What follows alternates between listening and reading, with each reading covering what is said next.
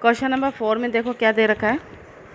ये question number 4 जो है adjustment of capital topic start हो रहा है अपना। सबसे लास्ट टॉपिक है एडजस्टमेंट ऑफ कैपिटल, जिसके अंदर अपन को क्या दे रखा है, न्यू पार्टनर एंटर हो रहा है। ओ न्यू पार्टनर है। फर्म के अंदर जब एंटर हो रहा है तो अपने साथ जो कैश लेकर आएगा कैपिटल के रूप में, वो अपन को कैलकुलेट करनी पड़ेगी। इस वाले क्वेश्चन के अंदर अपन को नहीं दे रखी है, माने न्यू पार्टनर्स की कैपिटल अपन को कैलकुलेशन करनी पड़ेगी। और किसके आधार पर कैलकुलेट करनी पड़ेगी अपन को? पार्टनर्स की एडजस्टेड कैपिटल। जब अपन पार्टनर्स कैपिटल अकाउंट तैयार करते हैं उसमें जो अपन बैलेंस निकालते हैं, बैलेंस जिसको अपन एडजस्टेड कैपिटल कहते हैं, उनका टोटल करके अपन न्यू पार्टनर्स की कैपिटल कैलकुलेट करेंगे। ठीक है, देखो ये वाला 4th नंबर क्वेश्चन, और इम्पोर्टेंट भी लगाना है इसको। 4th नंबर क्वेश्चन को 3 पार्टनर अपन को दे रखे हैं, LMN 3, 2, 1। बैलेंस शीट में क्या क्या दे रखा है देखो।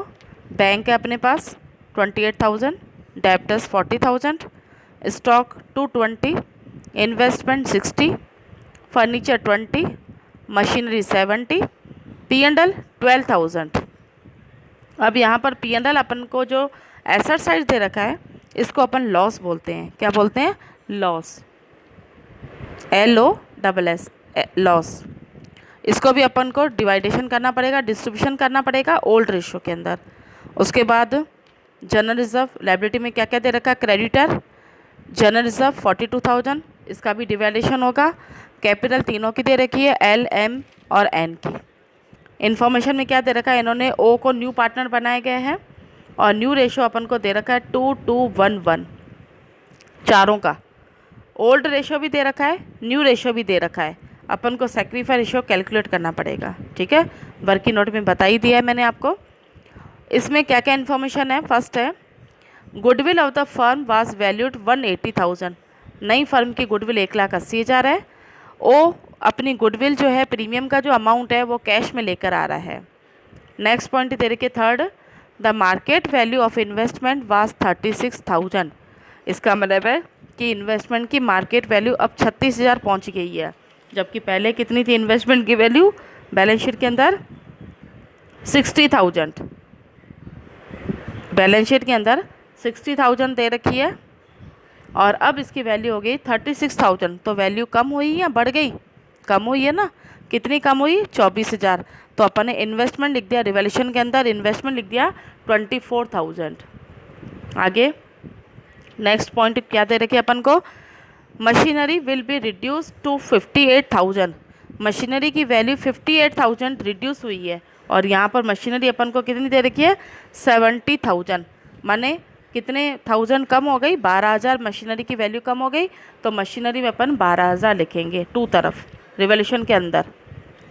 Next, a creditor of 6,000 was not likely to claim the amount. माने एक क्रेडिटर है 6,000, इसके ऊपर किसी भी प्रकार का कोई क्लेम नहीं है, तो 6,000 अपने क्रेडिटर्स कम हो गए, तो बाय क्रेडिटर लिखेंगे। माने ये कभी पे नहीं करेगा अपन को, तो इसलिए क्रेडिटर कम हो गए 6,000। आगे फिर क्या और बता रखा है, hence was to be a written off. तो रिटर्न ऑफ अपन ने कर दिया, रिवॉल्यूशन के बाएं तरफ दिखा दिया अपन ने 6,000। O will bring proportionate capital, underline करो इसको। O will bring proportionate capital as to give him 1/6 share of the profit. इसका प्रॉफिट में शेयर कितना है? 1/6 पार्ट है। 1/6 पार्ट के लिए वो कैपिटल लेकर आएगा। मैंने इस क्वेश्चन के अंदर अपन को कैपिटल नहीं दे रखी है न्यू पार्टनर की, तो न्यू पार्टनर की कैपिटल अपन को कैलकुलेट करनी होगी। 7th नंबर पॉइंट में क्या दे रखा है, PBD 5% लगाना है, और 2% से अपन को डिस्काउंट ऑन डेप्टर्स माने PDD लगाना है। दो तरह के प्रोविज़न है, एक तो PBD है जो आप 11th क्लास में पढ़ चुके हो, और दूसरा प्रोविज़न अपना है PDD। डेप्टर्स अपने पास कितने हैं पहले ये देख लो, 40,000 है। 40,000 का पहले अपन 5% निकालेंगे तो 2,000 आएगा। 40,000 में से 2,000 माइनस करेंगे तो बचेगा बाकी अपने पास 38,000। फिर 38,000 का 2% अपन निकालेंगे तो आपका आएगा 760। दोनों तरह के प्रोविज़न रिवॉल्यूशन के डेबिट तरफ आएंगे। To PBD 2,000, PBD 2000 and PDD provision for discount on debtors 760। Working note में इसका पूरा बता ही दिया है कि 760 कैसे आएगा और 2000 कैसे आएगा। अब यहाँ पर डेबिट तरफ ज़्यादा आइटम्स है, क्रेडिट तरफ कम ही है अपने, तो लॉस आएगा अपना 32,760, जिसको किस रेशो में डिवाइडेशन करना है, 3:1 में, ओल्ड रेशो में, 3:1 ओल्ड रेशो में डिवाइडेशन करना है। पार्टनर्स कैपिटल अकाउंट के अंदर देखो क्या क्या चीज़ आएगी, बाय बैलेंस BD आएगा, तीनों की कैपिटल आ जाएगी। बाय जनरल रिजर्व को तीनों में बांटेंगे। अपने पास जनरल रिजर्व कितना बता रखा है, 42,000 है। 42,000 को अपन 3:1 में डिवाइडेशन करेंगे। उसके बाद है गुडविल।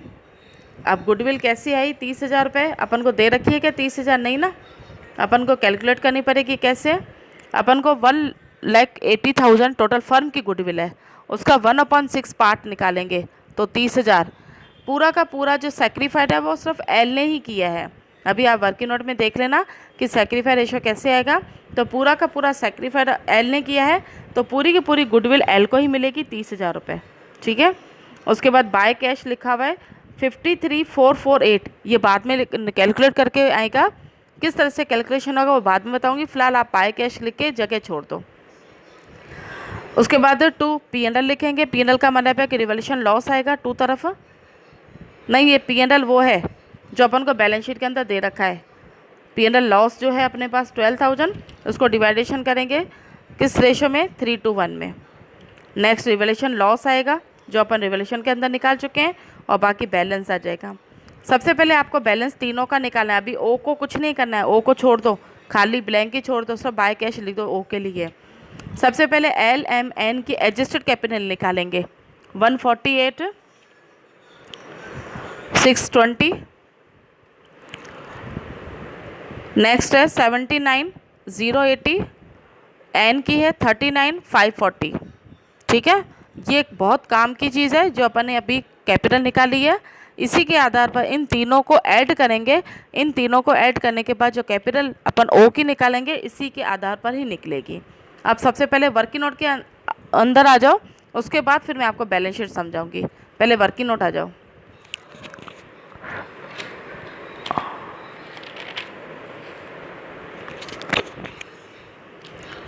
वर्किंग नोट में सबसे पहले अपन कैलकुलेशन करेंगे सेक्रीफाइड रेशो की। Calculation of sacrificed ratio, old profit sharing ratio दे रखा है अपन को LMN का 3:1। न्यू प्रॉफिट शेयरिंग रेशो दे रखा है 2:1:1। सेक्रीफाइड रेशो मैंने अभी भी बताया सिर्फ एल का ही निकलेगा, निकालेंगे तो तीनों का, लेकिन एल का ही निकलेगा। Old ratio minus new ratio, old अपने पास 3/6 है, 3/6, और न्यू है 2/6, तो माइनस करेंगे 1/6 आएगा। एम का सेक्रीफाइड रेशो निकालेंगे, 2/6 में से 2/6 माइनस करेंगे 0 आएगा। एन का भी सेक्रीफाइड रेशो 1/6 में से 1/6 माइनस करेंगे तो 0 ही आएगा। तो सेक्रीफाइड किसने किया, एल ने सेक्रीफाइड किया, तो पूरी की पूरी गुडविल जो है एल को ही मिलेगी। अब गुडविल कितनी मिल रही है इसके हिस्से में, गुडविल 180,000 का 16 निकालोगे तो 30,000 आएगा। 30,000 पूरी गुडविल इसको एल को ही मिल रही है। ठीक है,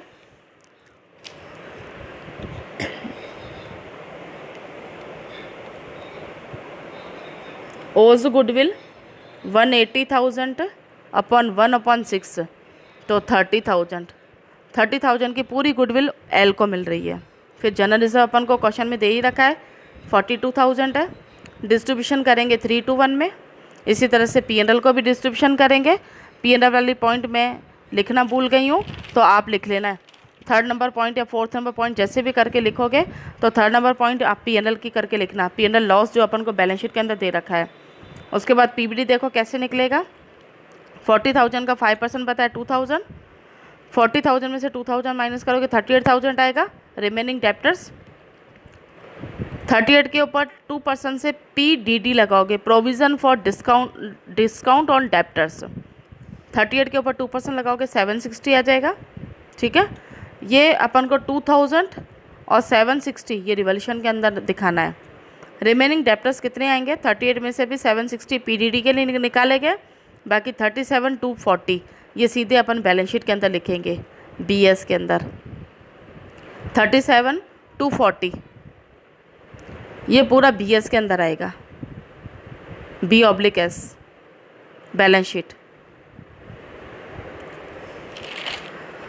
बाकी इसकी लास्ट पॉइंट अपनी कौन सी दे रखी है, न्यू पार्टनर्स की कैपिटल कैसे निकालनी है। बिल्कुल नया टॉपिक है आपके लिए, अच्छी तरह समझना किस तरह से निकालनी है।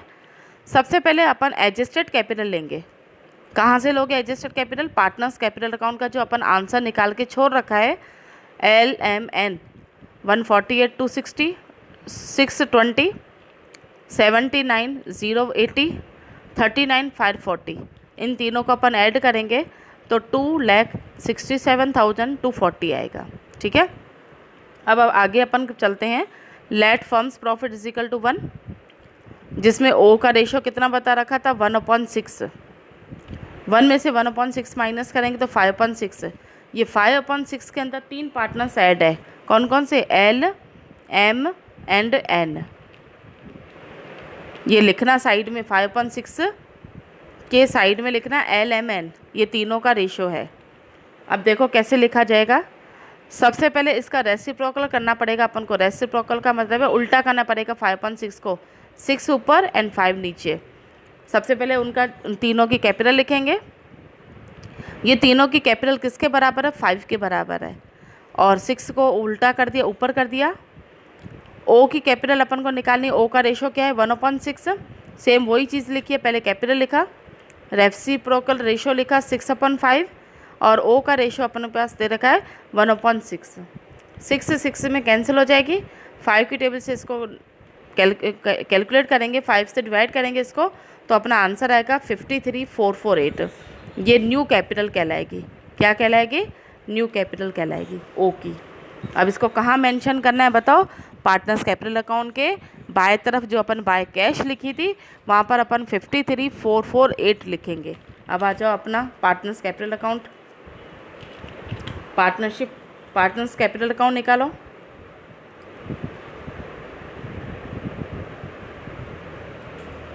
पार्टनर्स कैपिटल अकाउंट के देखो बाय कैश में 53,448 लिखना, ओ के कॉलम के अंदर इसका टोटल लगा देंगे और यहाँ बैलेंस में बंद कर देंगे।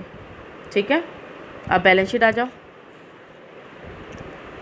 बैंक देखो कैसे निकाली जाएगी। 28,000 तो अपने पास कैश थी पहले की बैलेंस शीट के अंदर, 30,000 गुडविल के हैं जो कैश में लेकर आ रहा है, और 53,448 जो कैपिटल ये कैश में लेकर आ रहा है। तीनों को ऐड करेंगे तो 1,11,448 आएगा। डेप्टर्स अभी भी मैंने वर्किंग नोट के अंदर बता ही दिया आपको, 37,240 आएंगे। स्टॉक में कोई चेंजिंग नहीं था, स्टॉक के बारे में कोई इन्फॉर्मेशन भी नहीं थी, तो वही का वही स्टॉक आ जाएगा अपना 220। इन्वेस्टमेंट 36 तक पहुंच चुका था, न्यू वैल्यू 36 है वो लिखेंगे। फर्नीचर की वैल्यू में कोई चेंज नहीं था तो फर्नीचर वही का वही आएगा। मशीनरी की वैल्यू 12,000 से कम हो गई थी तो 12,000 माइनस करके शो करेंगे 58,000। क्रेडिटर में भी कमी हो गई थी 6,000 की, तो क्रेडिटर को कम किया गया है। कैपिटल चारों की आ जाएगी LMNO, चारों की कैपिटल लिखे टोटल कर देंगे 3,20,688। बैलेंस शीट का टोटल आएगा 4,82,688, 4,82,688। ठीक है, यहाँ पर अपना क्वेश्चन नंबर 4 भी कंप्लीट हो गया।